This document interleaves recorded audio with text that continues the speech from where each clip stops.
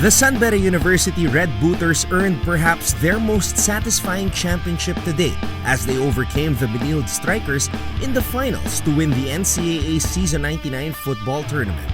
After both teams went goalless in 90 minutes of play, Amir Aningalan found the back of the net in the third minute of added time. His breakthrough goal proved to be the winning moment that helped San Beda retain the title and extend their record to a league-best 25 football trophies. This was also the first time that the NCAA football tournament was held since 2019. Masarap pampakaramdam. Talaga naman pag nag-champion ka, kahit sino siguro, masarap pampakaramdam. And mahabang panahon bago mag-champion ulit because of the lockdown pandemic.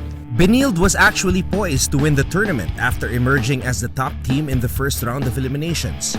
However, San Beda showed the heart of a champion in their second round match, winning 1-0 courtesy of an Eldwin Escosoro goal in the 84th minute. Had Benilde won this match, they would have been outright champions.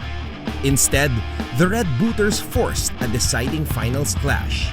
Amir Aningalan was named MVP. Masarap sa pakiramdam kasi ilang taon namin ito pinaghandaan and halos lahat kami ng mga teammate ko hindi kami umuwi ng probinsya namin. Nagsakripisyo kami para sa NCAA na Season 99. While Eldwin Escosora was awarded Best Defender, Christopher Pedimonte took home the Coach of the Year in Beda. Una po sa lahat, nagpapasalamat kami sa lahat ng pumuntahan, sumuporta simula nung day one. Yung community, sobrang grateful kami kasi first time kami naka-experience ng ganitong crowd and sobrang saya ng mga bata. While Kirk Eman-C was recognized as the Rookie of the Year. C, who scored 6 goals for San Beda, also won the Golden Boot. Rounding out the awards from the Mendiola-based squad was John Antoinette Betaño, who was hailed as the league's best goalkeeper.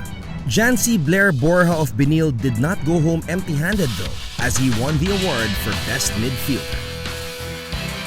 Meanwhile, Mapua University, who finished 4th in the 4-team field, won the Fair Play Award. Emilio Aguinaldo College closed the season as the second runner-up. And that, mga kapuso, was your NCAA Season 99 football recap.